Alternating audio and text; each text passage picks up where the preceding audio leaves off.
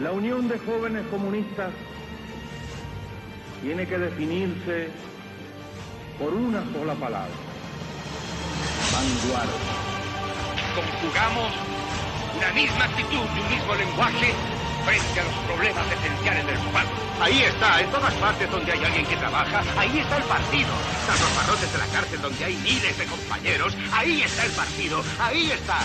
La Juventud Comunista no estamos a la defensiva, ni estamos aquí para negociar derrotas. Estamos a la ofensiva, en la conquista de los derechos de la clase trabajadora, en la conquista de la Tercera República, en la conquista del socialismo, en la conquista de esa vida mejor. ¡Despertar! Explotado por los patronos, asesinado por los fascistas. ¡Despertar! Existe una alternativa. Los comunistas tenemos una alternativa a este fracaso neoliberal que nos están vendiendo. Y sin duda vamos a luchar por ella. Sepan que no se van a enfrentar con señoritos. Sepan que se van a enfrentar con hombres. Forte il pugno che colpirà in ogni paese, in ogni città. Bienvenidos al programa 69 de Iskra Radio. Hoy hablamos de cine e ideología. Para ello contaremos en la mesa con Aitor López, redactor de Cine Comics y autor del blog Cine, Propaganda y Cintas de Vídeo, y Mariano Pinós, escritor y guionista. Además, entrevistaremos a Carmen Peña Ardit, profesora de la Universidad de Zaragoza, especialista en literatura, cine y estudios de género, para hablar del papel de la mujer en el cine. En pocos minutos hablaremos también con Fernando Paz, miembro del colectivo de estudiantes progresistas de Aragón, para saber qué está pasando en la Universidad de Zaragoza con los septiembres.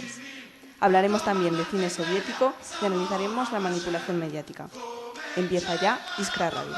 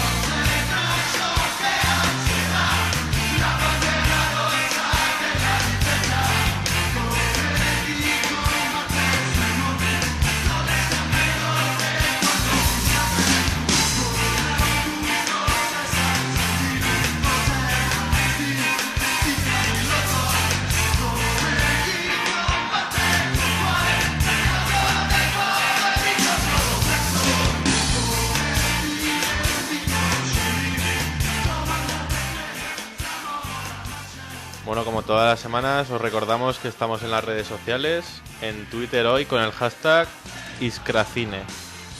Podréis seguirnos también en la misma red social buscándonos en @iskraradio. También estamos en Facebook, en Iskra Radio. Cuando acabe el programa podéis escuchar en el podcast de iVoox nuestros programas. Y por último recordaros que si no estáis en Zaragoza y no podéis escucharnos a través de la radio, podéis escucharnos a través de TuneIn, que es una radio por internet.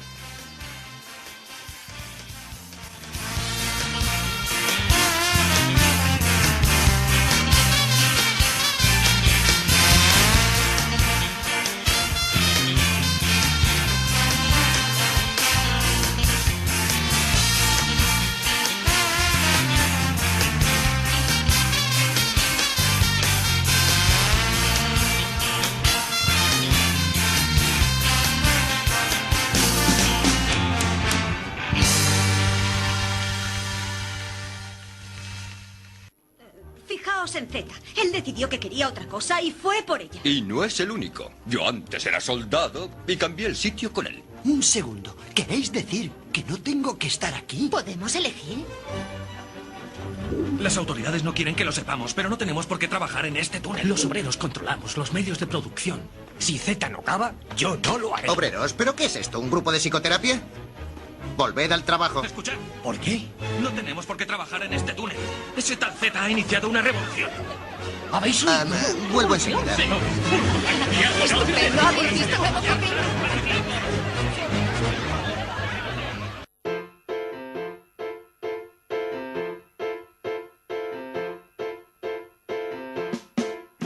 Hoy en Iskra Radio hablamos de cine. Por supuesto, no va a ser un programa estrictamente cultural. Esta noche queremos señalar la ideología que tiene el cine, porque hasta en el séptimo arte nos dicen continuamente cómo tenemos que pensar, cómo debemos de comportarnos y, en fin, cómo comprender el mundo en que vivimos. Y si se trata de entender la realidad, la historia nos enseña que han existido muchas formas de hacerlo y que, a partir de ese desacuerdo, han surgido la confrontación y las luchas de poder entre grupos más o menos grandes de seres humanos. Luchas por un poder que permita imponer esa visión de la realidad y articular una sociedad en base a esa visión, aceptada por la mayoría social. En esa lucha de poder, hoy en día y a lo largo del siglo XX, el cine, y en concreto la industria de Hollywood, ha constituido una herramienta de propaganda, encubierta en muchas ocasiones, para difundir la ideología del poder establecido.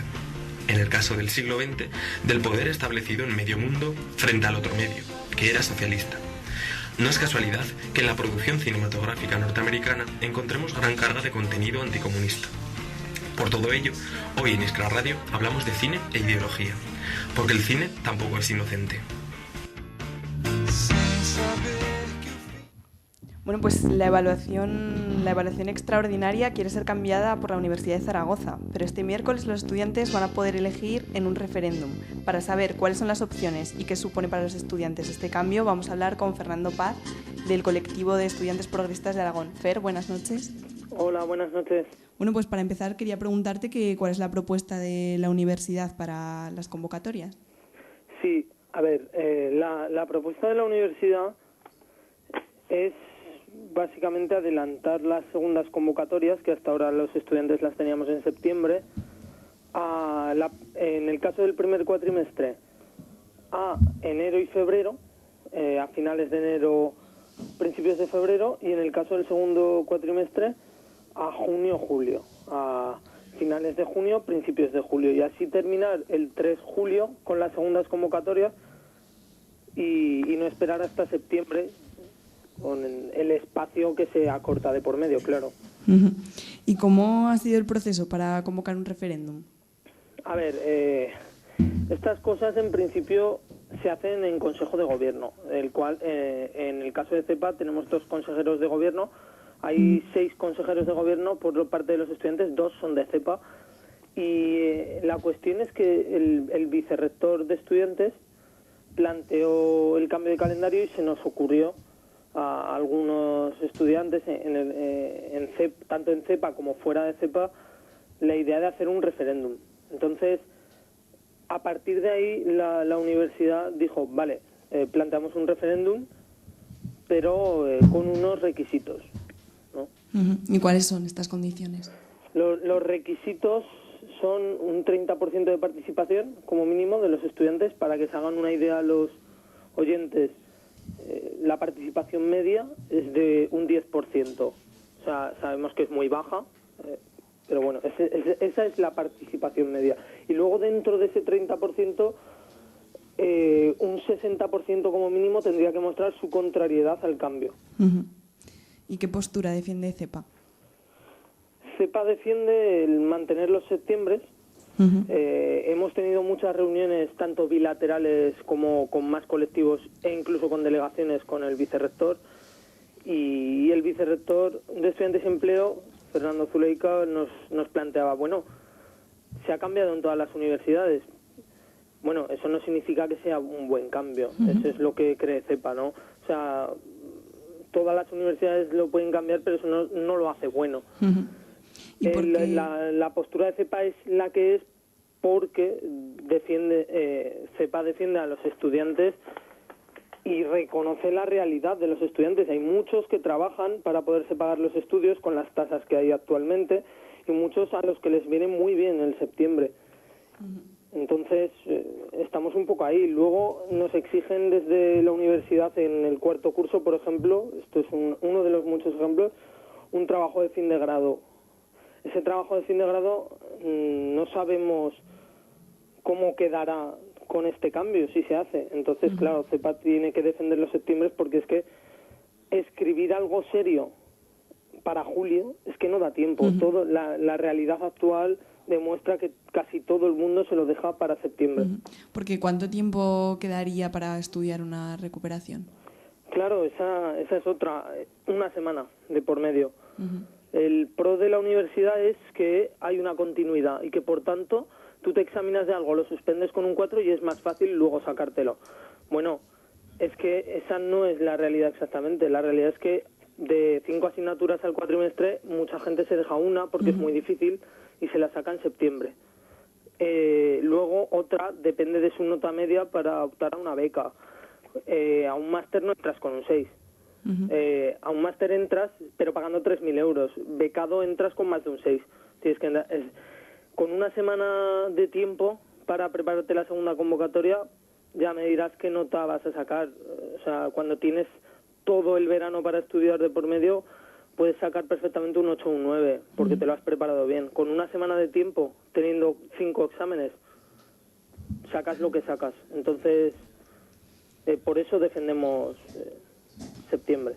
Bueno, Fer, pues eso ha sido todo. Suerte el miércoles y a ver si ganamos. Sí, muchas gracias. Yo una cosa quería comentar. Estaré como representante de CEPA en el Vicerrectorado de Estudiantes y Empleo, contabilizando las actas que vayan llegando de las facultades, junto con el presidente del CEUD y junto con el que se quiera animar, porque en principio es algo abierto que puede venir. Entonces, tendré los datos muy frescos y enseguida, en cuanto tengamos los datos, los haremos públicos y a ver si hay suerte. Vale, muy bien. Bueno, Fer, pues muchas gracias. A ti. Venga, un saludo, adiós. Bueno, pues vamos a pasar ahora a hablar de cine, pero antes vamos a escuchar una cuña de la película Chaplin. Estamos ofreciendo un santuario a los desechos del mundo. Toda clase de intelectuales de izquierdas que no desean más que acabar con nosotros. ¿No cree que exagera? No, señor, no lo creo. Y a veces no sé si su gente se da cuenta de la responsabilidad que tiene. A mi modo de ver, las películas son potencialmente el medio de comunicación más influyente que se ha inventado. Y no hay control sobre ellas. Su mensaje llega a todos en todas partes. ¿Mensaje? Por supuesto. El señor Chaplin llega hasta millones que solo tienen que mirar. Y cuando ven que se hace burla de nuestros servicios de inmigración, yo lo llamo mensaje. Sí, bueno. Como usted ya ha dicho, señor Hoover, las películas son para la gente. La mayoría trabajan para vivir y no ganan mucho dinero trabajando. Y les complace ver a los funcionarios y a las clases altas recibir una patada en el trasero. Siempre ha sido así y siempre lo será. Y si eso cambia las cosas, será mucho mejor que hagan algo. Que hagan. Bueno, pues vamos ya a hablar de cine. Pasamos a nuestra mesa de hoy. Tenemos aquí a Aitor López, redactor de Cine Cómics y autor del blog Cine, Propaganda y Cintas de Vídeo. Buenas noches. Buenas noches. Y Mariano Pinós, escritor y guionista. Buenas noches. Buenas noches. Bueno, pues empezamos hablando de lo más actual y la primera pregunta es ¿cómo es el cine que se ve hoy en día? Aitor. Bueno, eso es un cine muy comercial y lo que digamos, lo que sería el cine de autor está cada vez más lejos del espectador medio. Por ejemplo, aquí en Zaragoza hay ciertas películas a las que no se pueden acceder. Cuando se cerraron los cines Renoir hay un gran catálogo de películas como Holly Motors, que fue la mejor, considerada por muchos la mejor película del año pasado, que los zaragozanos no pudieron verla. Mariano. Sí, y cuando el cierre de los Renoir fue un poco traumático, porque, a ver, siempre se ha visto más cine masivo entre la mayoría de la población, pero claro, una vez que cierran esos cines ya es un holocausto, un holocausto troll. Y nada, eso, pues lo que ve la gente es Hollywood, principalmente, eso en España.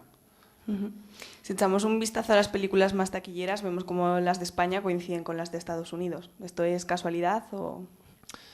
No, porque las distribuidoras suelen ser americanas, incluso las productoras o parte de las productoras coinciden con unas homólogas suyas en Estados Unidos y claro, son las mismas películas que distribuyen allí, son las que distribuyen aquí en España, y encima en España, siendo que no hay unas leyes proteccionistas como pueden haber en Francia, que cuidan su cine, cuidan lo que se exhibe la cantidad de películas francesas y europeas que se exhiben en contraposición a las americanas. Aquí no, aquí tenemos neoliberalismo cinematográfico y, en fin, no tenemos esa cuota de cine español, por ejemplo, ni europeo.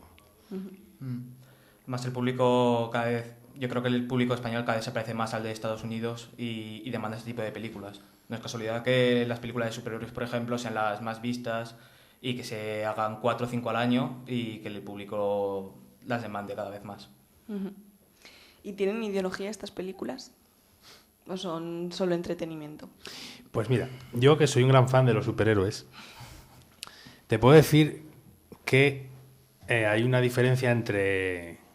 Yo hago una diferencia entre las pelis de DC, por ejemplo, de la editorial DC, que son Batman y Superman y tal, con las de la Marvel.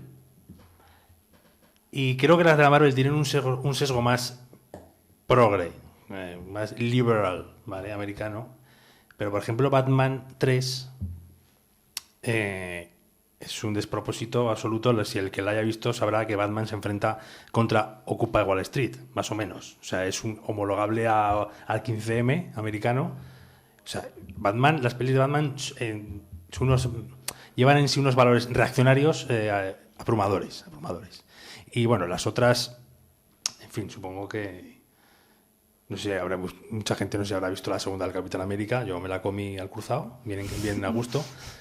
Y aunque tiene un pozo que intenta ser progre, no es menos cierto que meten por ahí un plano Diego Chávez cuando no tiene que, en fin, me dolió como una puñalada al corazón. No, sí que es cierto que Marvel sí que se ha tomado de forma más cómica, pero yo creo que los valores sociales que intenta transmitir de patriotismo o individualismo son muy similares a los de DC. DC es un superhéroe más oscuro, pero rascando yo creo que llega más o menos a los mismos valores sociales. Por ejemplo, Iron Man no deja de ser el buen capitalista como lo puede ser Batman. Sí, son millonarios, sí, pero bueno, luego está Peter Parker, que es un obrero y esas cosas. El Capitán América, que es un hijo del New Deal y de Roosevelt, que se enfrenta con los nazis. Y que a lo mejor en los cómics tenía más componente antifascista que luego en las películas, evidentemente, siendo de Disney, tampoco podíamos esperar nada. Pero bueno. ¿Y alguna película que hayáis visto recientemente que os haya llamado la atención por su mensaje o discurso? Hombre, a mí la nueva de 300, que tiene ahí ese sesgo ideológico contra lo que es lo oriental, la defensa de la democracia, confundir la democracia en Atenas con lo que sería la democracia ahora en Estados Unidos o en el resto de países europeos. Y digamos que es como una lucha entre occidentales con cuerpos apolíneos contra orientales que son más monstruosos. Mariano. Sí, bueno, yo comento la de Capitán América, que la vi el otro día, y sí que es verdad que la de 300 es el claro ejemplo de... Estos son los buenos, estos defienden la democracia, estos son los bárbaros orientales, y omiten la existencia de esclavos en Grecia, y en Atenas y en Esparta. De hecho, en los combates navales no hay esclavos en los barcos griegos. Creo que son griegos y todo. O sea, es una manipulación total. Vamos. Luego os quería preguntar también si hay cine para masas, hay cine para sectores cultos. ¿Qué significa la diversificación por segmentos sociales del cine? Aitor. Yo pienso que no debería haber esa diversificación. Yo creo que cualquiera tiene que tener opción a ver todo tipo de cine, y yo creo que sería un error que unas clases sociales estén más identificadas con un tipo de cine que de otro. Suscribo lo que ha dicho por el compañero. ¿Y hasta qué punto el cine representa la realidad? Pues depende de qué cine. Si hablamos del cine español, por ejemplo, que se supone que es el que tendríamos que tener, con el que nos teníamos que identificar más, yo no me identifico nunca. Nunca. O sea, los personajes o son de una clase media alta sin problemas de paro ni problemas sociales y tal, más que, bueno, en fin, una vida solucionada y tal, acomodada, o bien tenemos luego historias de lumpen directamente, o sea, gente ya en la marginalidad más absoluta, los yonkis, no sé qué, pero historias de verdad de la mayoría de la clase trabajadora, muy pocas. Casi ninguna, vamos. Me estoy acordando de una que se buscan Full Monties, por ejemplo, que es de las pocas que he visto, coño, estos tíos son como yo, ¿no? Pero muy pocas. Yo creo que lo que se representa no es cómo es la gente, sino lo que la gente quiere ser. Lo que sería el mito del éxito, la promesa de la felicidad, la promesa del azar por el cual alcanzar el éxito, pero nunca representar cómo es cada uno, sino lo que cada uno quiere ser, llegar a ser. Introducías tú el cine español y, bueno, quería hablar de eso, ¿no? Del cine que se hace aquí y hablar del posicionamiento político que parece tener ciertos actores. ¿Qué os parece y qué os parece la utilización que hace la derecha de este posicionamiento político muchas veces cuando hablan de las subvenciones, por ejemplo? Hombre, a mí me parece bien. A mí, quiero decir, la derecha no le perdona al cine español lo de la guerra de Irak, lo del no a la guerra, no se lo perdonan. Aquella gala de los Goya famosa, ni aquella vez que aparecieron en el Congreso con las camisetas del no a la guerra. A ver, no se le puede exigir a un artista ni a alguien que trabaje en el cine un compromiso político. No se le puede exigir a nadie. Pero si alguien es medianamente humanista y tiene cualquier tipo de empatía por sus semejantes, yo creo que moralmente sí que está obligado a hacer eso. Y el posicionamiento, aunque el posicionamiento del cine español es más progre que otra cosa, es más afín al PSOE que a Izquierda Unida o cualquier otra opción a la izquierda del PSOE, pues, más que nada porque la industria del cine también la controlaba controlaba en parte el PSOE y sus medios afines y tal. O sea que, por una parte me parece bien, pero por otra también hay una cosa pragmática de decir, bueno, ¿quién controla esto? Pues yo me posiciono contra el PP, en fin. Es que pienso que ese posicionamiento ideológico de izquierdas puede ser más apariencia en algunos casos que realidad.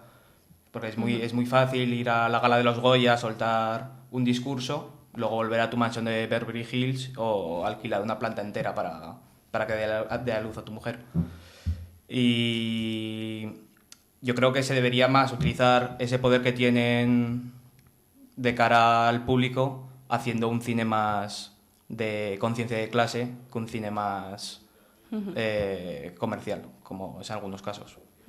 Sí, porque cuando realmente se han posicionado más allá del PSOE, que decías tú, como es el caso de Willy Toledo, pues ya hemos visto lo que ha pasado, sí, ¿no? Acoso y derribo crucificado, sí, de todos los medios. Y ridiculizándolo cuando decidió irse a Cuba. Bueno, y no puede trabajar, que es lo más importante. El tío se ha pirado porque ya no puede trabajar. Lo han crucificado tanto desde la derecha como desde el sociatismo que ya no puede currar, vamos. Bueno, aparte de porque la industria está como está, porque, en fin, la han puesto en todas las listas negras y como era alguno más, claro. ¿Y la guerra civil? Hay tantas películas de la guerra civil como dice la derecha, que dice que, vamos, prácticamente cuando hablan parece que solo se hacen películas de la guerra civil en España. Sí, yo creo que hay muchísimas. Sería como el Holocausto español. Si en Hollywood hay muchas películas sobre el Holocausto, aquí lo que tenemos son muchas películas sobre la guerra civil. Lo malo que no hay películas sobre la guerra civil que sean críticas con el bando nacionalista, sino que suelen ser películas de fraternidad y de hermanamiento de los dos bandos. De la guerra civil, el problema es que sí, se han hecho muchas películas, pero es que aún se tienen que hacer las pelis de la guerra civil. Aún se tienen que hacer las buenas películas de la guerra civil. Porque las pelis de la guerra civil en el cine español siempre se han tratado desde un punto de vista de las tres Españas, que presenta como el conflicto como un holocausto, o sea, una catástrofe sobrevenida. Había dos Españas minoritarias, de izquierdas y de derechas, y en el medio el pueblo, pobrecito pueblo, que se ve abocado a la barbarie por culpa de los extremistas de ambos bandos. Y quieras que no, la mayoría de películas de la guerra civil siguen esa línea. Cuando no, están hechas desde un punto de vista...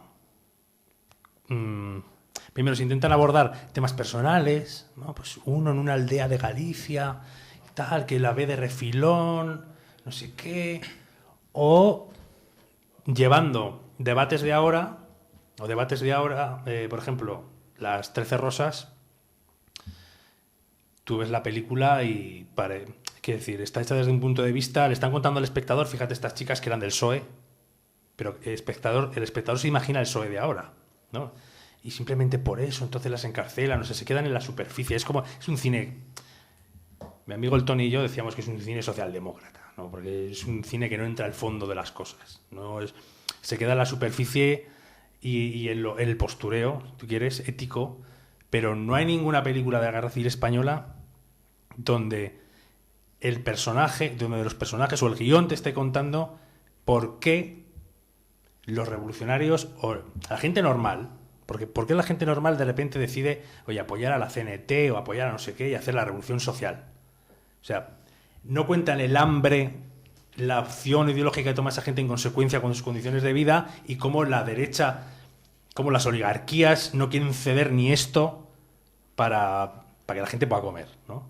Eso no se trata en el cine español. Lo único que se trata un poco es En Tierra y Libertad, que me parece una gran película, lo que pasa que el problema de esa película es que por una peli buena que hacen es la que se ceba en el conflicto dentro de las filas del ejército republicano. No, además tiene que venir de fuera, no es... Sí, además no es español. Es inglés.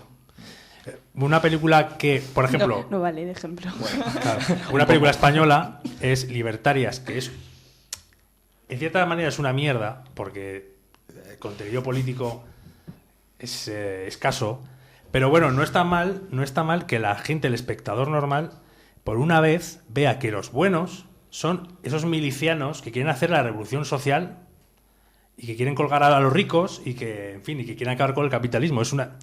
Aunque luego el guión vaya por donde vaya y el argumento pues sea bastante flojo, pues por lo menos esa imagen evocadora épica del miliciano revolucionario, pues bueno, pues ahí está, por lo menos. Yo con esas imágenes de los milicianos detrás de un blindado ahí ametrallando a los fachas, pues joder, a mí me ponen, ¿no? Y casi no hay ejemplos en el cine. ¿Y echáis de menos que se trate algún periodo de la historia reciente de España? Yo echo de menos que se trate de forma objetiva, porque ahora sí que se muere un personaje público, se hace un telefilm, o hay un caso especial en España y se hace otro telefilm. Sin embargo, no es objetivo y no se hacen como deberían hacerse. Por ejemplo, las películas sobre la monarquía son vomitivas, realmente. Sí, porque no solo el cine. O sea, también se crea mucha hegemonía con las miniseries, que son como cine realmente. Estoy pensando en las del Rey, las de Felipe y Leticia. La de Adolfo Suárez, que salió hace poco también. Adolfo Suárez. Por ejemplo, la transición española da para unos thrillers políticos, a lo Costa Gabras, espectaculares, pero no lo van a hacer, porque implica decir lo que no se puede decir y dar una versión totalmente opuesta al mito de la transición. Bueno, pues ahora enseguida continuamos, pero antes vamos a escuchar una canción y hablaremos de la mujer en el cine.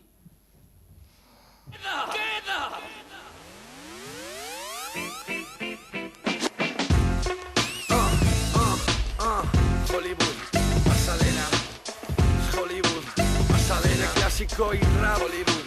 Para esos paletos de ciudad, Hollywood, Pasadena, Hollywood, Pasadena, Sunset Boulevard. Es Hollywood, la esencia. Si tiene un padre se llama John Ford. En la diligencia, grandes estudios, estrellas, salas. El hombre que mató a Liberty Balance. Fans, se dibujan, se forjan los mitos. Errol Flynn abusa de jovencitas y jovencitos. Técnicos, buscavidas, gente de Lampa. Como dijo Michu Mare, lo que sea de chino de lámpara. Chica de Kansas, mamada al productor de turno. Como sacada de un guión de Dalton Trumbo. Quizá con asco, le pone empeño. Llego con $1.20 y la maleta llena de sueños. Mientras un genio con 24 galía. Ciudadano Kane no es una masa, es la cima. Sí, decir que es lenta, que es aburrida. El problema es que de cine todo el mundo opina. Así que calla y paga la propina. Tú sí que eres lento, venga alquílate a Amelie. Profundiza en su argumento, lo siento. Hablo de pesos pesados, de Howard Hughes. Hablo de John Wayne, exterminando Sioux. Hablo de divas, Grace Kelly, su ninfomanía. Marilyn asesinada por la CIA. Todo es plástico, decadencia y pose. Los puso Billy Wilder en el crepúsculo de los dioses. Grandes estudios, desenfreno. Es la fábrica de sueños, aspirantes a estrella, productores viles, decadencia, glamour. Es la magia del cine. Grandes estudios, desenfreno. Es es la fábrica de sueños, aspirantes a estrella, productores viles, decadencia, glamour, es la magia del cine. Fiestas privadas, mansiones con piscina, aspirantes a estrella, descapotables, papelinas, ruido de sables, lencería fina. Luces de flashes, cotilleos, limusinas, el límite es el cielo, siempre más alto. John Huston dirigiendo la jungla de asfalto, encadenados, psicosis, vértigo, Rebeca, James Stewart en la ventana indiscreta, McCarthy aprieta la caza del artista.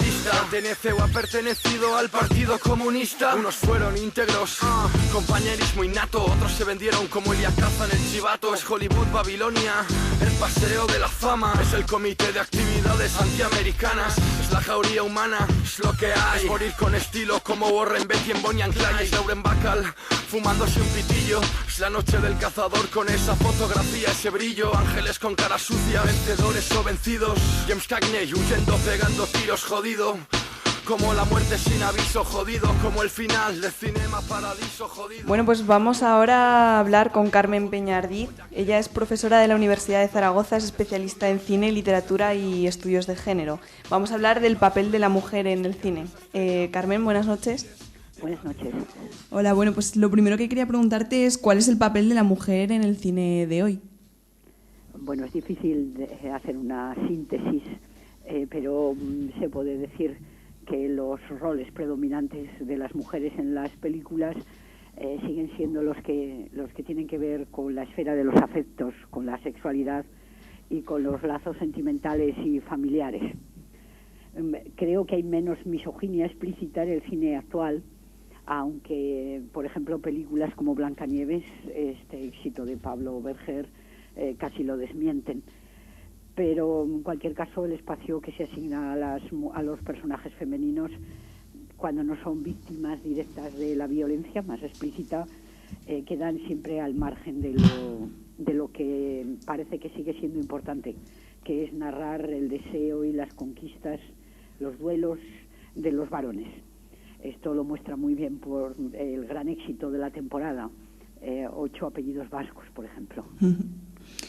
¿Y cuáles han sido los papeles principales de la mujer en el cine a lo largo de la historia? ¿Existe una evolución? En general podría ser los que acabo de mencionar, aunque hablar de toda la historia del cine me llevaría a incluir muchas excepciones, por fortuna. Además, el papel de las mujeres, desde aquella ingenua y joven romántica del cine mudo hasta la vampiresa, pasando por esas mujeres fuertes que custodian el hogar en las películas de John Ford, ha dependido de los géneros cinematográficos. No es igual la presencia de las mujeres en el western o en el melodrama o en las películas de mujeres. En cuanto a la evolución, claro que han cambiado algunas cosas, sobre todo por la presencia de las mujeres directoras, pero es triste descubrir que las imágenes de las mujeres se adaptan a los cambios de costumbres y valores, lo que no significa que eso suponga una auténtica igualdad de género. Por ejemplo, ahora a las mujeres ya no se les exige llegar vírgenes al matrimonio, es un ejemplo, pero son muchos los films donde siguen siendo poco más que objetos de contemplación erótica.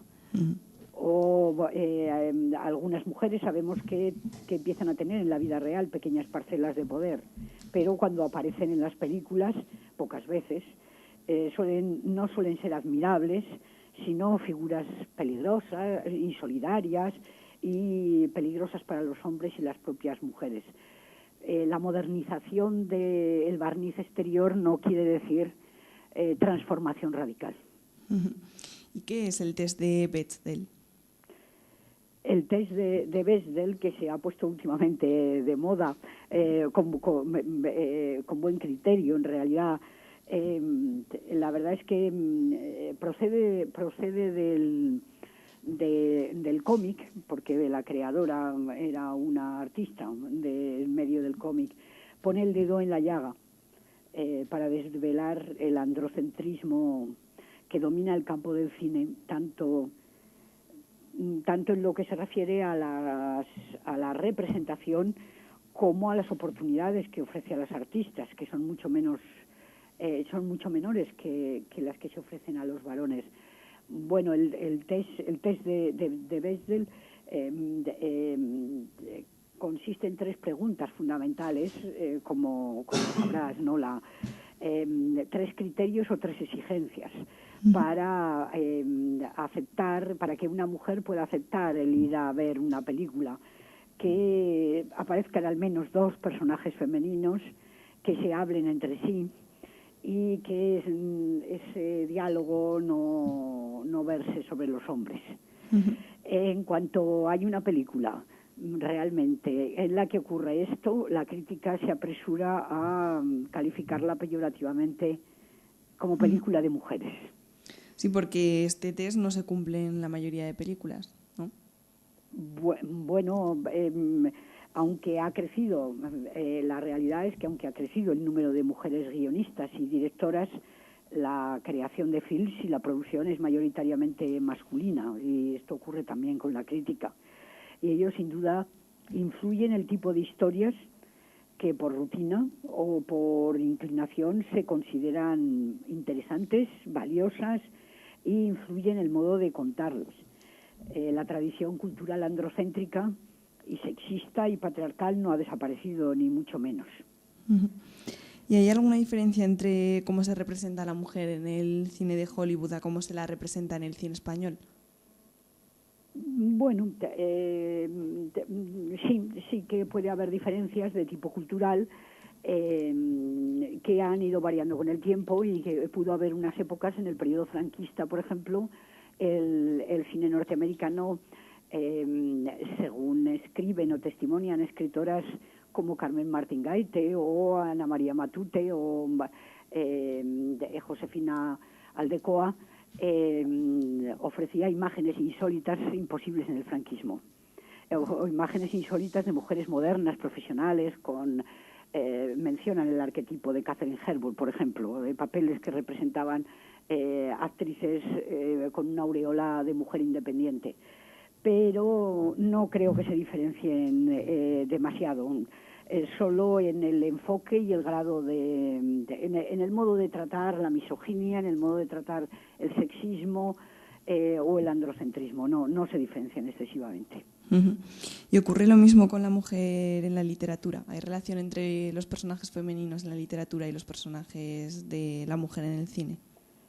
Hombre, por supuesto, porque el cine, que nace a fines del siglo XIX, no inventa el modo de representar a las mujeres.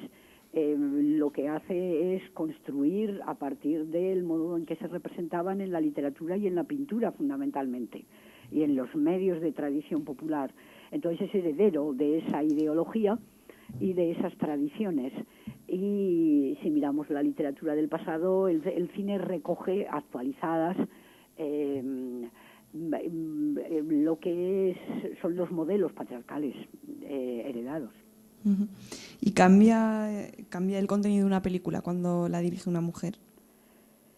Bueno, pues en general sí. A veces hay sorpresas, como por ejemplo, recuerdo ahora la película de Julie Taymor sobre la pintora Frida Kahlo, a la que se le acaba quitando protagonismo en favor de Diego Rivera, pero eso no es lo corriente y tampoco es significativo. Son muchas las directoras que han enriquecido el patrimonio cinematográfico con sus propuestas, con su visión del mundo y sus propuestas estéticas, como Agnès Varda, Sally Potter, en España Cecilia Bartolomé, Iciar Boyaín, o Marislais Rivas, la directora de una espléndida Joven y alocada, o la directora cuyo nombre no recuerdo de una película que ahora me acordaré. Lo importante en cualquier caso es que puedan expresarse visiones plurales de mujeres plurales, y que dejen constancia del modo en que se sitúan ante la realidad las mujeres y ante la herencia de la cultura que nos precede, y que eso pueda salir a la luz en representaciones cinematográficas que indudablemente tienen un sesgo distinto cuando son directoras como Isabel Coixet, como Chus Gutiérrez, como Iciar Bollaín, como Inés París y tantas otras. ¿Y cuáles son los principales obstáculos a los que se enfrenta una mujer para tener presencia en el cine? Bueno, yo me imagino que son múltiples, sin duda, los obstáculos, pero el capitalismo, uno de ellos es que el capitalismo económico no acaba de sentirse cómodo dejando el dinero en manos femeninas, y la realización de películas entraña el desembolso de grandes cantidades de dinero. Los profesionales del cine tampoco asumen con naturalidad el que una mujer se ponga al frente de tantas profesiones como implica la realización de una película. Precisamente habría que analizar cuántas mujeres hay en los distintos oficios del cine, no solo como guionistas o directoras, y por qué solo la peluquería y a veces el vestuario reciben algún que otro premio en los Goya. Y bueno, ya por último, si puede recomendarnos alguna película.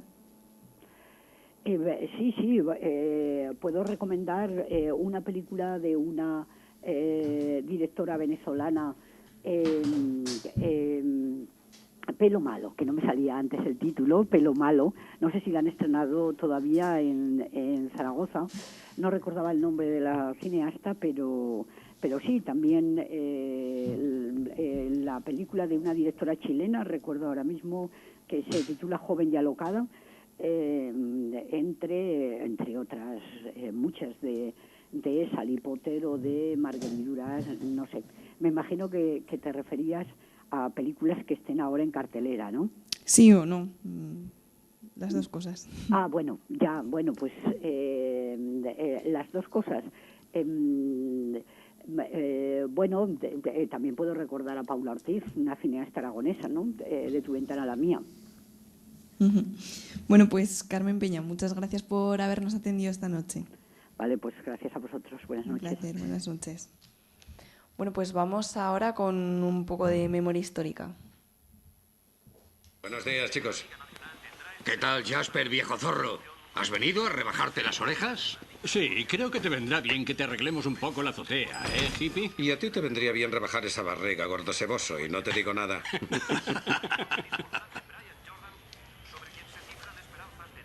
¿Ha pedido hora? No, estoy con él. Siéntate, Farley. Te vendrá bien un buen corte. No sé, Jasper. ¿Crees que el chico sabe que es un buen corte?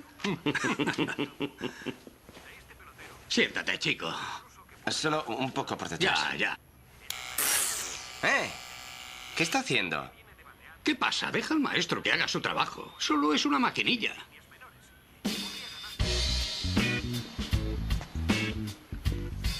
Sabía que acabaría así. Si no querías cortarte el pelo, haberlo dicho. No estamos en Rusia. Debemos acabar con el reinado. Bueno, pues vamos ahora a hablar de memoria, ¿no? La primera pregunta es ¿qué momento marcaríais como crucial para el cine en la historia? Aitor. Bueno, más que un momento coyuntural sería para mí el cambio del cine mudo al sonoro, pero si habría que elegir un momento en la historia, pues se podría elegir lo que fue la Segunda Guerra Mundial, lo que trastocó en la sociedad el descubrir el horror del Holocausto, o la Guerra de Vietnam con esas películas antibelicistas de Francis Ford Coppola o Oliver Stone o Michael Cimino, o ahora mismo el 11 de septiembre, que también ha marcado. Yo creo que cada década, cada época ha tenido su momento. Mariano. No, sí, a ver, no sé, sí, creo que luego vamos a hablar de eso, pero por ejemplo, el cine soviético para mí hace un cambio en los lenguajes y tal muy importante en el cine, comparable al paso del mudo al sonoro. Y bueno, luego también el tema de cuando las grandes producciones y los grandes estudios, el paso de un cine más o menos artesanal a la industria propiamente dicha, también me parece bastante importante. ¿Qué significó el cine soviético? Pues eso es una apuesta, o sea, visual, una apuesta visual y y reformular los códigos y los lenguajes del cine hasta el momento, digamos, que se había inspirado un poco el cine en el teatro, ¿no? Las referencias un poco venían de ahí. Pero a partir de Eisenstein, por ejemplo, allá, bueno, es como yo creo que fue comparable a lo que hemos vivido ahora con las nuevas con las tecnologías, los ordenadores y el videoclip, digamos. O sea, fue una revolución en los lenguajes. Aitor. Para mí lo más importante del cine soviético es esa anulación del protagonista, siendo que el protagonista es el pueblo, y es una antítesis de las películas yankees. Bueno, como todo el mundo recordará, la de Salvar al Soldado Ryan, por ejemplo, que es más importante el bien de uno que el bien de muchos. Al final acaban muriendo todos y al final Ryan acaba volviendo a casa. Y si eso lo comparas con el acorazado Potemkin, donde lo importante es el bien de muchos y no el bien de unos pocos, yo creo que esa es la mayor diferencia con el cine de Hollywood. Y bueno, ¿cómo usó el cine la propaganda nazi y el fascismo italiano? Por seguir un poco el recorrido. Pues quiero decir, no innovó nada tampoco. O sea, cogió lo que ya estaba hecho y lo usó muy inteligentemente. Quiero decir, pero la pregunta es si fue importante para la propaganda del fascismo. Sí, bueno, hasta cierto punto, yo creo. No sé, ¿qué opinión? Bueno, yo creo que Goebbels, como dice mi compañero, no innovó mucho. Lo que pasa es que sí que sabía que la capacidad receptiva de las masas era limitada, y lo que decía él era que toda la propaganda debía ser popular y debía captar el nivel del menos inteligente de los individuos a la que iba dirigida. Muy simple. La industria, es muy simple, pero es cierto. La industria del cine ha tomado las ideas de Goebbels y las ha convertido en dinero, está claro. Bueno, pues entonces, para seguir hablando de buen cine, vamos a escuchar ahora sí memoria histórica sobre cine soviético.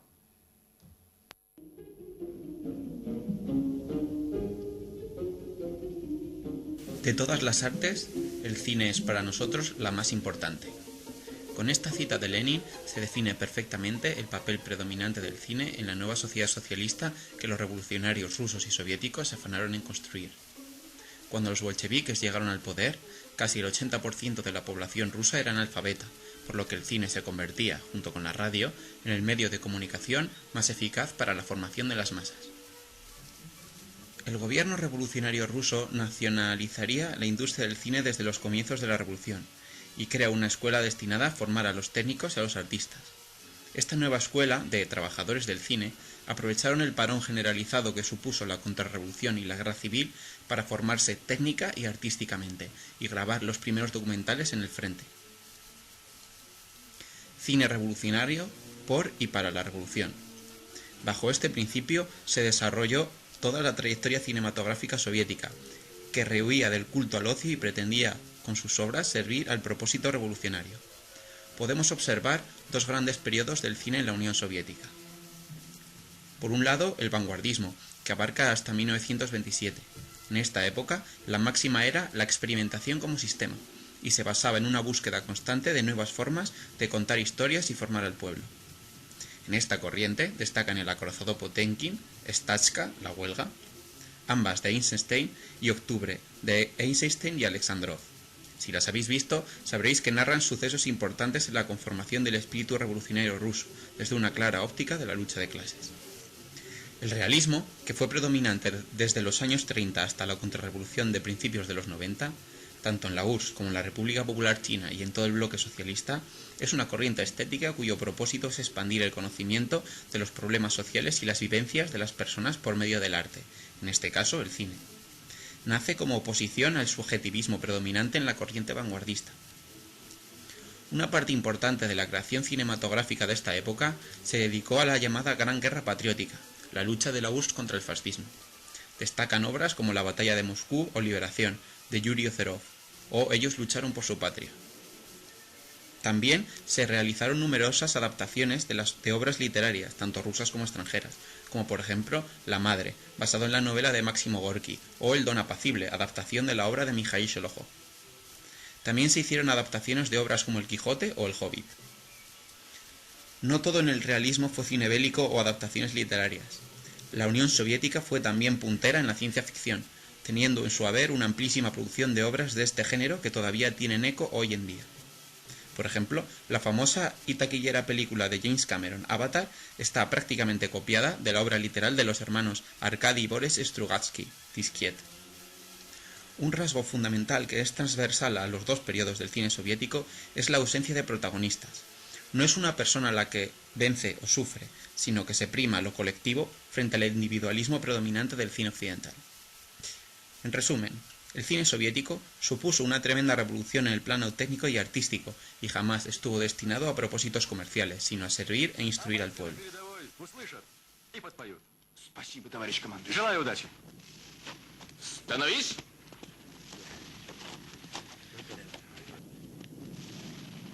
Внимание!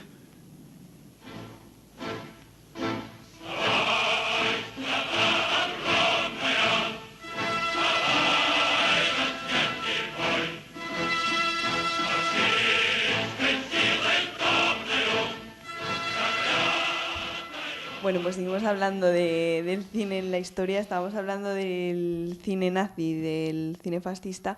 ¿Cómo fue el cine en el franquismo? ¿Tuvo importancia? Sí, ha dado grandes obras a la humanidad como Nobleza Baturra y Agustina de Aragón y esos intentos de coger los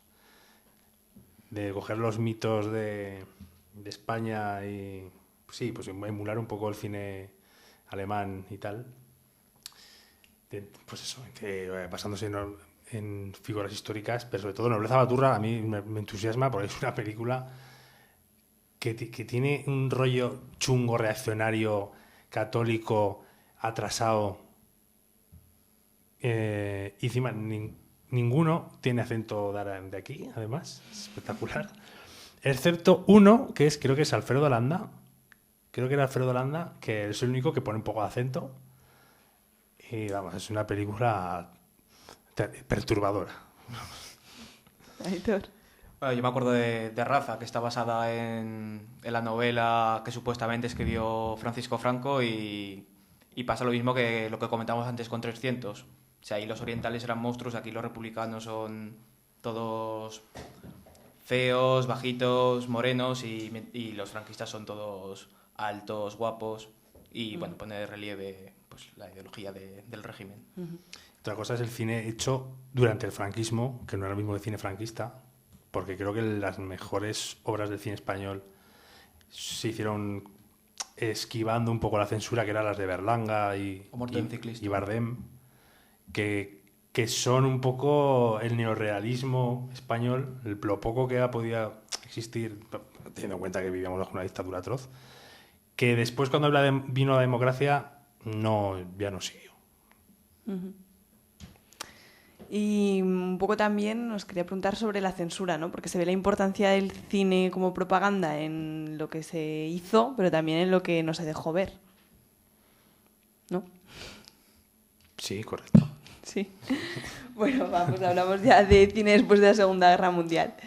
¿Qué supuso el neorrealismo?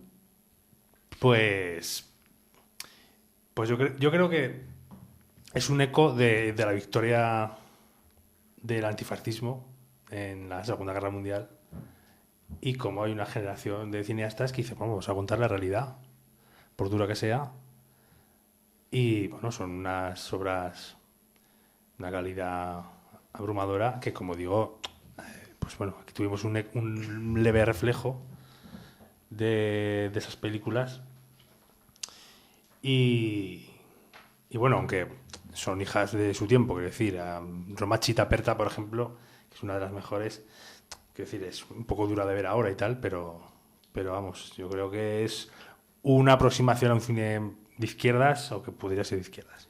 Bueno, por fin es un cine del pueblo para el pueblo, donde los protagonistas son...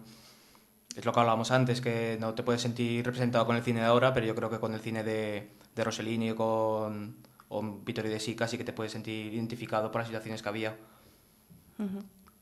¿Y porque ella nos hace cine que represente la realidad que vivimos ahora? Joder, no lo sé. Bueno, sí o no, no lo sé. Es que la realidad que vimos ahora... Yo creo que se ha industrializado mucho, se ha comercializado demasiado el cine y ahora lo que prioriza es el dinero. Claro, cuando los capitalistas toman el control de la industria, en fin... por ejemplo, quien mete mucho dinero en el cine español son las televisiones. Es Telecinco y Antena 3. Pero no es que pongan dinero a fondo perdido y le dicen a los cineastas hacer lo que queráis. No. O sea, los guiones pasan antes por Antena 3 y por Telecinco y esos productores son los que deciden qué se va a hacer. No me cabe duda de que habrá directores y guionistas que tengan buenas historias escritas, pero que estarán en un cajón cogiendo polvo porque evidentemente nadie va a apostar por ellas. Ahora vamos a hablar enseguida sobre Hollywood, pero antes os quería preguntar, ya para introducir el tema, ¿cómo afectó al cine americano el macartismo y la caza de brujas? Aitor. Bueno, yo creo que durante esta época hubo muchos como Elian Kazan que subieron acusando a compañeros suyos, grandes guionistas como Dalton Trumbo que se perdieron durante un tiempo en el olvido. Pero yo creo que se supo evadir, como antes con la censura franquista, que se supo evadir mucho, y muy bien, yo creo que aquí también. Y al final, Dalton Trumbo, los mejores guiones que hizo fueron durante los años 70, ya ha pasado el macartismo, que quedaban ecos. Yo quiero recomendar la película de La sal de la tierra, que es una película hecha durante la caza de brujas, por guionistas y directores represaliados que estaban en la lista negra y que aún así consiguieron hacer una película de una huelga de unos mineros no me acuerdo dónde era, creo que era cerca de la frontera con México y tal. Y es una historia épica que tiene incluso una película sobre cómo se hizo aquella película que se llama En el punto de mira, que, bueno, es espectacular cómo grababan un día, cogían los rollos, se los llevaban para que no cogiera la policía los rollos y los quemara, en fin, yo creo que es una peli épica, sobre todo porque las condiciones que se hizo bajo el macartismo y tal. Y sobre todas las denuncias que de los supuestos compañeros, porque Elia Kazan no deja de sorprender que la persona que hizo Viva Zapata o otras películas muy de izquierdas, de repente el tío se pusiera a chivar de todos sus compañeros y enviar a la gente al ostracismo, por lo que se ha dicho muchas veces, esta gente su vida no corría peligro, ¿no? Corría peligro su piscina, su nivel de vida. Eso es algo que siempre va a estar ahí un poco para vergüenza de todo el cine americano. Bueno, pues vamos ya, si no queréis añadir nada, con la pregunta tonta. ¿Por qué los comunistas decís que Estados Unidos no ganó la Segunda Guerra Mundial? Bueno, primero, aunque la propaganda de la Guerra Fría haya dejado en el imaginario colectivo que la guerra se ganó en Normandía, todos los historiadores competentes y analistas coinciden en que fue en Stalingrado donde comenzó el principio del fin del nazismo. Además de Stalingrado, hubo muchas batallas, Kursk, Leningrado, Moscú, que supusieron verdaderos golpes para el Tercer Reich. El 70% de las tropas que combatieron en la Segunda Guerra Mundial lo hicieron en el Frente del Este. Segundo, el interés por el cual Estados Unidos entró en Europa, lejos de librar a los pueblos europeos de la barbarie nazi, fue frenar el avance de la URSS y de los comunistas en el viejo continente. El mejor ejemplo de cuáles eran sus verdaderas intenciones se ve en el Plan Marshall, el cual, con el envoltorio de créditos para la reconstrucción, escondía fines políticos de impedir a los comunistas gobernar los países de Europa Occidental. Tercero, el objetivo de los soviéticos, aparte de defenderse contra la invasión de su patria, fue liberar a Europa de la expansión del capital alemán, que es, en última instancia, la causa del nacionalsocialismo, y potenciar, en los lugares liberados, democracias populares, aunque más tarde, y por la amenaza de la OTAN, tuvieron una configuración diferente. Y por último, la victoria fue de la Unión Soviética y de todos los comunistas, que con su esfuerzo sobrehumano pararon al sistema más genocida, hijo del capitalismo en crisis, que ha conocido la historia.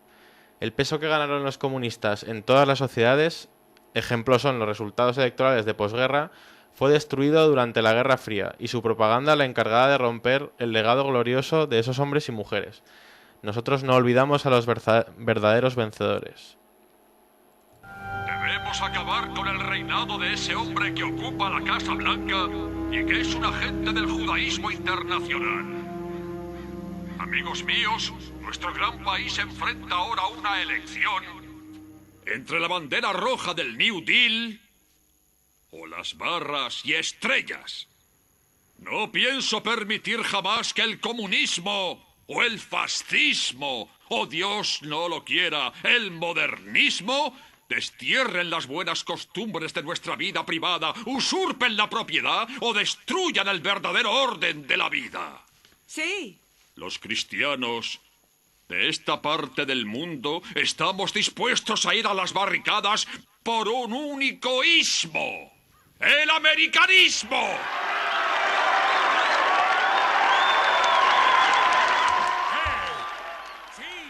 Bueno, pues ¿hasta qué punto Hollywood ha contribuido o contribuye a transmitir los valores capitalistas? Aitor, si quieres empezar tú. Bueno, realmente está hasta donde puede. Como os hablaba antes, pues es un cine que está hecho desde la burguesía. Sí que es cierto que está hecho para las masas, pero no está hecho para hacer conciencia de clase, sino que está hecho con tintes de inmovilismo social, y donde se intenta enaltecer el capitalismo como el buen capitalismo. Hablabas antes de la tercera entrega de Batman de Nolan, y me acuerdo que había en el entierro de Bruce Wayne que se recitaba un fragmento de Historia de 2 ciudades de Charles Dickens. Spoiler. Sí, bueno. Entonces hace hincapié en esa idea del buen capitalista, y es lo que se intenta inculcar desde la industria. Yo aquí quiero decir dos cosas. La primera, valores capitalistas y valores conservadores en general, ¿eh? Sobre todo conservadores, porque yo sobre todo en los últimos tiempos me he fijado en que hemos pasado de guiones con historias de chico conoce chica, chica conoce chico, historias de amor y tal, a historias de amor paterno-filial.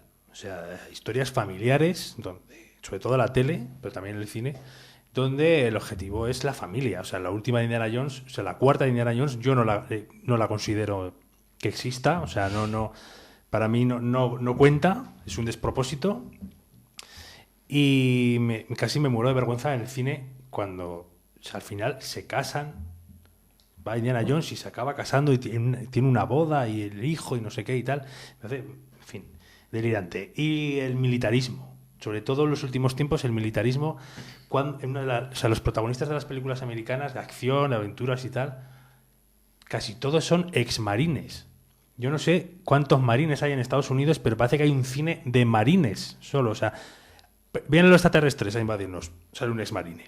Vienen los terroristas, un exmarine. Los macarras del barrio, un exmarine. O un ex-boina verde, o sea, la cera, o sea, cómo cuidan el rollo de los marines y tal, es una cosa apabullante, pero en los últimos años. Esto no es de siempre. Me acuerdo en la serie de V, está el remake que hicieron de V, los personajes habían cambiado totalmente. En la V antigua, la de los 80, los protagonistas eran médicos, periodistas, obreros incluso, de la construcción y tal. Y en la nueva serie son un cura, tema de Dios también, omnipresente últimamente, un agente del FBI, un ex agente de la CIA, ex marine, su puta madre, y bueno, no me acuerdo quién más, pero con esos tres ya vale. Y luego lo segundo que quería decir es que Hollywood, a diferencia del cine español, también ha dado muy buenas películas rojas. Y esto el cine español no puede decirlo, ¿eh?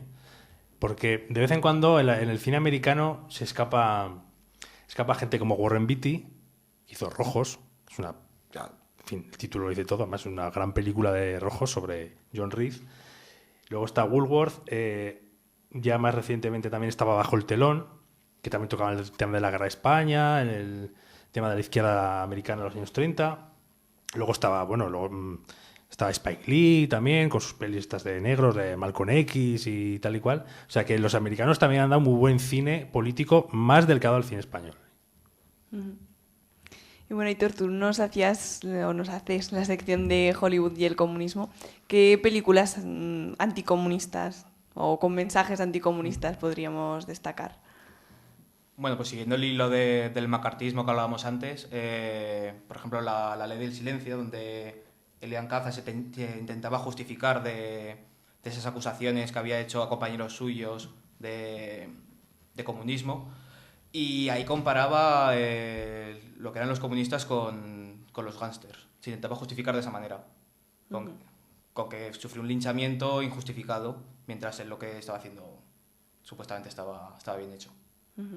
Porque, hablando en general, ¿cómo ha tratado Hollywood el comunismo en sus películas? Se ha hecho mucha propaganda. Ha sido espectacular. Lo veníamos hablando antes y yo creo que el paradigma que resume todo es Rambo 3. En Rambo 3 es una peli de acción, tal y cual, y llega el tío a Afganistán porque los rusos tienen son los malos, evidentemente, y tienen a su colega el coronel Traumani, tío. Y entonces se junta con los afganos, luchadores por la libertad, mujahidines, que es muy gracioso, que luego se convertirán en los talibanes. Bueno, sí, son talibanes ya, realmente, pero luego serán los enemigos de Estados Unidos, pero es gracioso ver que en ese momento eran los aliados de Estados Unidos, ¿no? Y ahí, cuando está Rambo con los mujahidines ahí, que le dicen: los soviéticos con sus bayonetas clavan sus bayonetas en los estómagos de nuestras mujeres embarazadas y arrojan a los niños al fuego, ¿no? Y ahí queda la cosa. Es como Eduardo Inda cuando le dice a Pablo Iglesias: usted es el defensor de la dictadura sangrienta venezolana que mata en las calles a la gente, ¿no? Pues esto es igual, ahí queda. Entonces, eso queda en el inconsciente colectivo, ¿no? De alguien que está muy despolitizado y eso. Y bueno, pues claro, los comunistas son Satanás, ¿no? Y bueno, a ver, luego hay otras películas buenas, entre comillas, anticomunistas. A mí hay una que me encanta, que es La invasión de los ultracuerpos. Bueno, la antigua, que era La invasión de los ladrones de cuerpos, que es una invasión extraterrestre, pero son unos extraterrestres muy curiosos que hay una analogía con el comunismo evidente, ¿no? Que es una conciencia colectiva, que dejan de tener personalidad y puede ser cualquiera, tu vecino, mi marido. Antes era mi marido, pero esta noche no sé qué ha pasado, que ya no es mi marido, ¿no? O sea, ese es el cine inteligente anticomunista, entre comillas. Y, bueno, no voy a ceder un poco la palabra porque si no... No, es que realmente iba a decir la misma película, iba a decir Rambo 3. Bueno, también podemos decir Rocky 4 o Desaparecido en combate. Sí. Bueno, durante la Guerra Fría, perdón. James Bond también tenía de malos a los comunistas. O sea... Y luego hay un debate si podemos incluir aquí Enemigo a las puertas, ¿no? También. Pero bueno. Bueno, pues vamos a hablar ahora de propaganda, pero antes vamos a escuchar la sección de la redacción.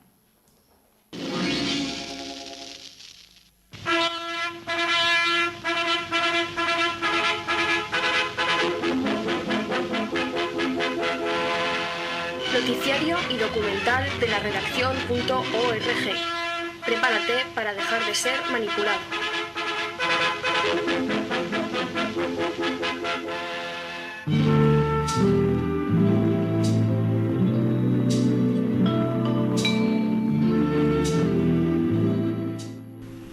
Nosotros, en la web de la redacción, señalamos las manipulaciones mediáticas más flagrantes y la dominación ideológica constante a la que nos vemos sometidos por los medios de comunicación de masas. Nosotros nos centramos en prensa, radio, televisión, pero nos olvidamos de un medio de difusión masivo que constituye un aparato ideológico muy importante al servicio del poder establecido: el cine. Cuando se habla de manipulación informativa, se suele imaginar un periódico o un noticiario de televisión que, en un momento dado, manipula una información por unos intereses concretos o puntuales. Esto ocurre, claro, pero no explica la función que tiene un medio de comunicación respecto al sistema político y económico que lo sustenta. Esta función es de reproducción del sistema. Reproducción que día tras día, mañana, tarde y noche, fabrica un sentimiento colectivo de consenso frente a determinados aspectos que influyen directamente en nuestras vidas. Desde nuestra forma de vestir o divertirnos, hasta configurar un sentido común más amplio que incluye el mundo del trabajo, las relaciones de producción que en él se dan, nuestro sistema parlamentario, la monarquía o el sistema financiero global. La tarea del medio de reproducción es que nosotros, la gente de a pie, aprendamos desde la cuna una realidad concreta, que no es otra que la misma en que vivimos, y la asimilemos como único referente que contamos para comprender el mundo. Si las personas suelen desconocer a lo que realmente se están exponiendo al encender la tele, es completamente lógico que tampoco se cuiden lo necesario al enfrentarse a una producción cinematográfica. Porque, ¿qué es el cine realmente? Según los términos en los que venimos hablando, podríamos decir que no es más que otro medio de difusión de realidades concretas, que tiene como resultado la aceptación, por parte del público, de un sistema político, económico y social. Hay ejemplos muy claros. Si salimos a la calle y preguntamos a la gente por el país que tuvo el papel determinante en la victoria aliada sobre el eje nazifascista en la Segunda Guerra Mundial, la gran mayoría contestará que Estados Unidos, cuando el golpe mortal al ejército de Hitler fue en Stalingrado y el país con mayor número de bajas en el frente fue la Unión Soviética. Otro ejemplo lo da el papel que históricamente han desempeñado las mujeres en el cine, a través del cual se han asentado una serie de roles sociales que la mayoría considera normales para la mujer. Pero podemos hablar de cosas más generales, como el sentimiento colectivo que conforma las identidades nacionales o la firme creencia de que la prosperidad de un país depende del número de inversores multimillonarios que estén dispuestos a desembolsar dinero en él. La famosa confianza de los mercados en la marca España. Pero a veces es la propia realidad quien nos muestra las contradicciones de un sistema de libre mercado que pretende lograr una aceptación global y perpetua entre todos los seres humanos.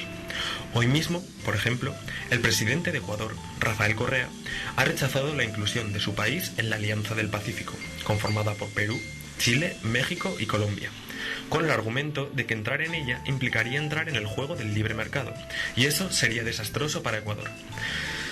La realidad que vive hoy América Latina, con dos ejes diferenciados en cuanto al rumbo político y económico de sus países, es un buen ejemplo de que el capitalismo no es el final de la historia. Hay que señalar también que en muchas ocasiones las propias productoras de cine están sujetas a los mismos grupos mediáticos de los que dependen muchas radios, televisiones y periódicos, por lo que sus intereses económicos son muy similares o idénticos. También está el caso de los premios a las mejores películas del año, que suelen estar impulsados por entidades privadas, lo que los intereses comerciales lo impregnan todo. Por eso, igual que al leer un periódico o ver un telediario, hay que poner la antena, debemos estar con la conciencia activa cuando nos ponemos una película, y así poder adquirir un sentido crítico de toda construcción social representada en la gran pantalla.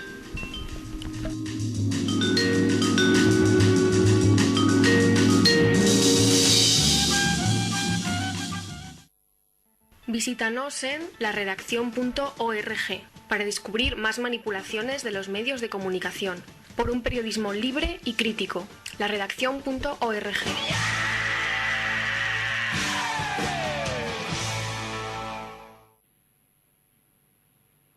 Se ha entrometido con las fuerzas primitivas de la naturaleza, señor Bill, y yo no se lo tolero. ¿Está claro?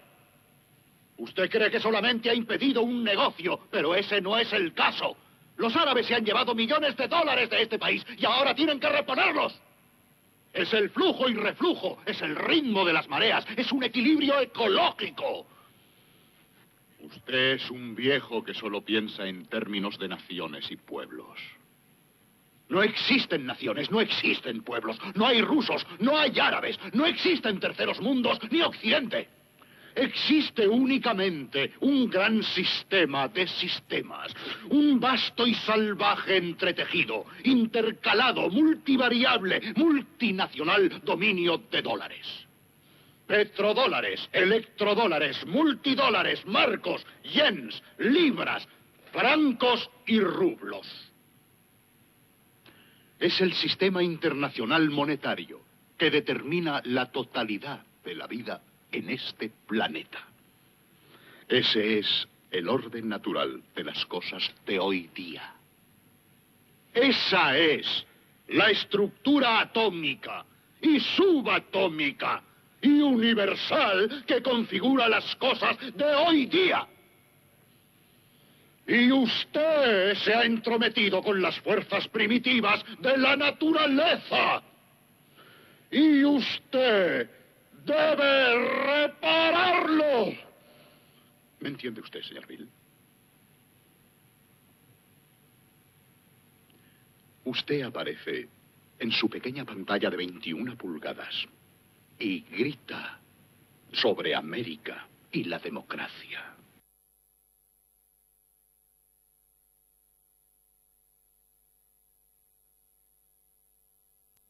Bueno, pues vamos a hablar del cine como herramienta de propaganda. Os quería preguntar por qué es tan fuerte la capacidad propagandística del cine y si es porque se vende como entretenimiento. De hecho, yo creo que el error que ha tenido el cine político de izquierdas es hacer ladrillos, hacer pelis que están más en lo que es el cine de autor, y no bajar al barro y hacer peli de entretenimiento con mensaje y tal. También es verdad que la industria la que controla y tal. Entonces, la industria la que... O sea, no dejaría hacer demasiadas películas de entretenimiento con un mensaje de izquierdas. Pero bueno, sí, como el sentido común se construye así, o sea, sin que te des cuenta, claro. Aitor. Sí, bueno, a raíz de lo que decías, es como la Nouvelle Vague de Godard, que sí que era un cine hecho para el pueblo, pero sí que es cierto que eran muy, muy difíciles de ver ciertas películas de Jean-Luc Godard o de Bertov. Y que esas películas igual no llegan a un albañil o a un fontanero que está más predispuesto a ver un cine que no le hace pensar, que se le dan todo hecho. Y de esa manera también asimila más rápido lo que le están diciendo y no se preocupa si es verdad o no es verdad lo que está viendo. Claro, porque también no percibes que te están dando un mensaje ideológico. Realmente es la industria de la diversión. Mientras te estás divirtiendo no te das cuenta lo que te están inculcando, pero eso al fin y al cabo cala, sin que te des cuenta. ¿Y qué ejemplos pondríais como un cine defensor de los intereses de la clase trabajadora? Pues mira, yo creo que en el cine francés, o sea, en el cine europeo sobre todo, el cine francés y el cine inglés hay películas de la clase trabajadora. Sobre todo en Inglaterra, por lo que sea, sigue habiendo una conciencia de clase, tanto en unos como en otros. Y hay películas que además han sido de éxito, como la de Full Monty, Billy Elliot. Todas estas películas inglesas tienen un componente obrero que te cagas. Y la gente lo ve, o sea, tiene una aceptación muy grande esas películas. Son de entretenimiento también, ¿no? Son un híbrido y tal. O sea, entran más en lo que es el cine culto, pero bueno, son visibles por la gran masa, ¿no? Y bueno, el cine francés también ha tenido muchos ejemplos. Sí, bueno, un buen ejemplo también del cine inglés sería Ken Loach con El viento que agita la cebada, que es sobre el IRA, o Tierra y Libertad, El espíritu del 45, o lo que está haciendo ahora Steve McQueen con Hunger, que es también sobre el IRA. Bueno, yo creo que sí que hay un cine más de izquierda, lo que pasa es que yo creo que está un poco escondido. Hay que buscar más allá de la cartelera que nos ofrecen. ¿Consideráis que el cine tiene que tomar partido? ¿O que lo toma siempre? Sí, a ver, sí que si no tomas partido, también tomas partido, ¿no? Es que si no denuncias una injusticia, pues también estás colaborando con la injusticia. Sí, si tienes un poder hay que usarlo. De una forma u otra lo usan, pero hay que usarlo. Y como dice él, que si no denuncias una injusticia, estás colaborando con ella también. Construye el cine lo que entendemos por sentido común. Sobre todo, como decía antes, las series de televisión y el cine. El cine, evidentemente, también. O sea, el cine...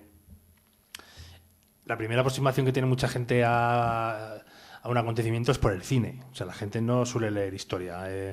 Por ejemplo, se me ocurre... Los gritos del silencio es la primera aproximación que tuve yo, y como yo, la gran mayoría de la gente, al tema de Camboya y los Gemelos Rojos. Si Siendo que esa película está muy bien, y es verdad que los Gemelos Rojos eran así de hijos de puta. O sea, que se llamaran comunistas, en fin, a sí mismos, eso, en fin, no me hace tener que defenderlos y tal. Quiero decir que esta película precisamente hace una buena aproximación, siendo que el resto de la gente por otras vías no tendría un acercamiento así a esa realidad, ¿no? Igual que por lo que hablabas antes de la guerra civil, o sea, de la guerra civil, de la guerra mundial, de Normandía. O sea, la gente, la primera aproximación que hace a muchas cosas es por el cine. Y si el cine ya le da una versión asumida tal, pues claro. Bueno, es que ahora estamos en una sociedad de si no lo veo, no lo creo. Si no lo vemos en una imagen, sabiendo que hay los medios que hay, no queremos ciertas cosas. Por ejemplo, la muerte de Bin Laden no ha salido por ningún sitio, y el único sitio donde ha salido es en la película de La noche más oscura de Catherine Bigelow, una película que además ya se sabía de antemano que la CIA había dado unos documentos a la directora, que a saber cómo eran esos documentos también, y que únicamente al final de la película es cuando vemos cómo un marine hace una foto al cadáver de Bin Laden, y es la única foto que tenemos de ese momento. Y estoy seguro que mucha gente se cree esa versión a través de la película. Y ahora, antes de las series, ¿creéis que están sustituyendo las series la capacidad de influencia o de propaganda que ha tenido hasta ahora el cine? Es posible, porque antes la gente iba masivamente al cine y ahora ve masivamente series, ¿no? Y encima para el sistema es mucho más eficaz, porque las series son gratis, ¿no? O sea, está en la tele, o sea, la gente no tiene que pagar por verlo, y ciertamente yo creo que ahora es la punta de lanza de generación de consensos y de sentido común. Sí. ¿Tú, Aitor?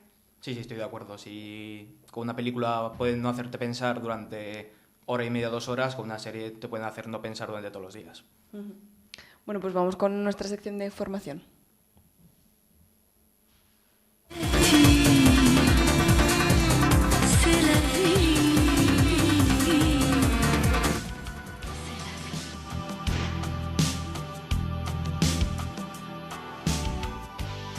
¿Qué es la ideología?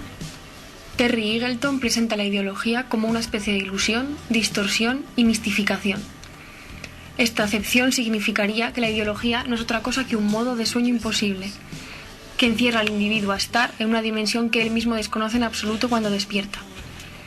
En el mismo tenor podemos encontrar algunas discrepancias de ya no interpretar la ideología como legitimación, sino como un asunto de discurso más que de lenguaje. Este es el caso de Foucault, en la Arqueología del saber, donde formula las prácticas discursivas que dependen de un saber como tal. Por otro lado, Althusser piensa este concepto como una forma de organización particular de prácticas significantes, en el cual se desenvuelven los sujetos sociales para expresar un deseo, una esperanza o una nostalgia. En el fondo, la ideología es un modo de dominación bajo la cual los sujetos sociales están atados de manera directa a un proceso. Eagleton nos muestra que la ideología es un proceso material, general de producción de ideas, creencias y valores en la vida social. Pero también se encarga de las ideas y creencias, tanto verdaderas como falsas, que expresan o simbolizan las condiciones y expresiones de la vida. Otro sentido de ideología sería la legitimación y promoción de intereses de grupos sociales. Pero la noción más frecuente en la filosofía contemporánea es a la ideología como un proceso de dominación que nos lleva a la cuestión del poder. Este tipo de ideología adopta distintos rostros. En la tradición materialista muestran cabalmente a la ideología como una conciencia de la vida social que se da en pleno siglo XX. La superestructura de Marx nos posibilita analizar el cambio propio de la ideología y su constitución por el materialismo histórico. En el caso de Habermas, la ideología se asocia con la tecnología. En Baudrillard, la ideología sería la falsa representación de la realidad, emparentado con una especie de nihilismo. Mientras, para Sloterdijk, la ideología es la falsa conciencia en el sentido de la legítima autoironización o mala fe. Alguien cercano a las ideas de Sloterdijk, como Zizek, afirmaría que la ideología no pretende ser tomada en serio, precisamente porque la conciencia dominante es un modo de parodia que se ejerce en las sociedades postindustriales, hiperracionales o en los procesos de globalización. La ideología negativa se define por una descripción o una visión antropológica que se refiere al sistema de creencias características de ciertos grupos o clases sociales. Ahora bien, el sentido peyorativo de la ideología refuerza esta consideración que se dijo arriba, pues tiene que ver con un conjunto de grupos o clases de valores y creencias que se toman como críticas negativas. En Marx y Engels también es posible presentar las ideas producidas por la clase dominante como una ideología en el sentido negativo. Por otra parte, la ideología positiva se refiere principalmente a la conciencia de clase, pues refiere al conjunto de creencias que mantiene unido e inspira a un grupo o clase. Esta versión de ideología consiste en un pensamiento en donde un cierto grupo se identifica con su postura, perspectiva o aspiración, a diferencia de que la ideología negativa es una postura que domina y controla un grupo o clase social. Como antes decíamos, Luis Althusser presenta en sentido pragmático a la misma ideología, ya que es un conjunto unificado, orientado y racionalizado de legitimación, donde la clase social interviene para capacitar a la conciencia de aquello a lo que se somete. En suma, la ideología positiva es aquella que contribuye a una clase para no estar sometidos y mostrar una postura que los defina.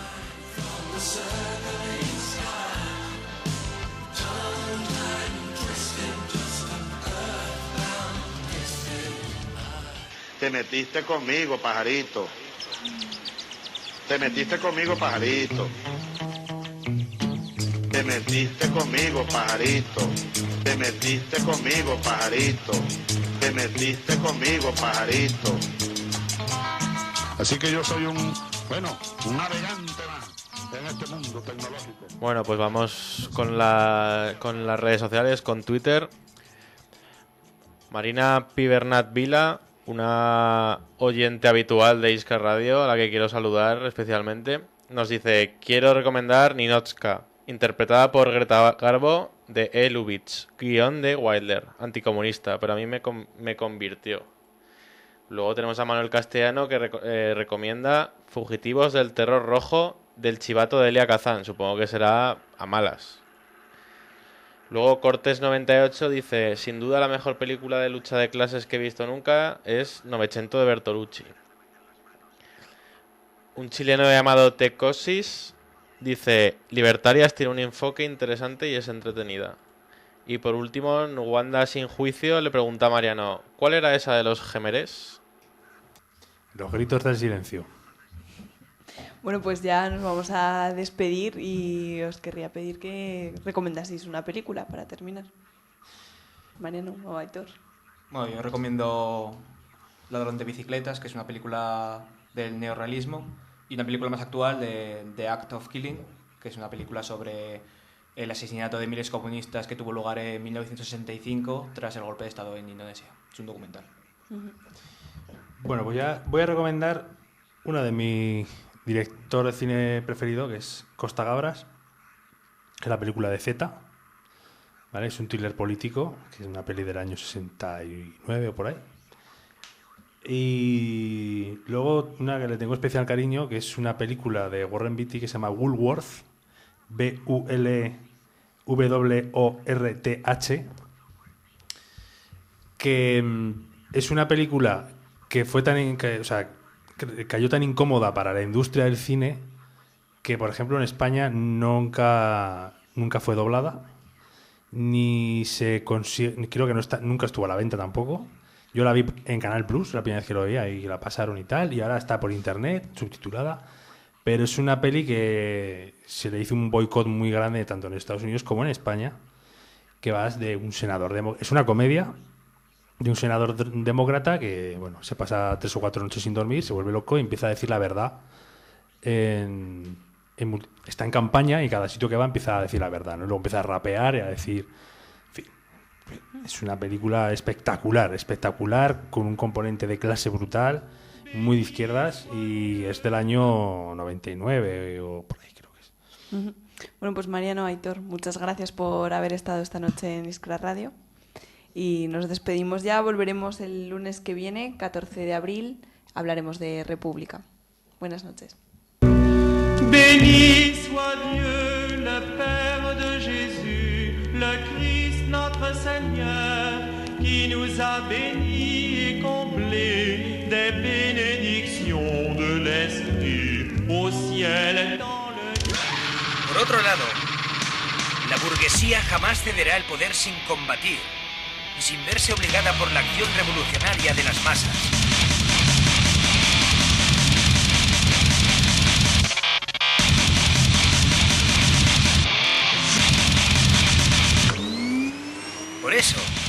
El problema principal de una estrategia socialista es crear las condiciones objetivas y subjetivas que hagan posible la acción revolucionaria de las masas, sin la cual no es posible que la burguesía pueda ser combatida y vencida. Combatida y vencida.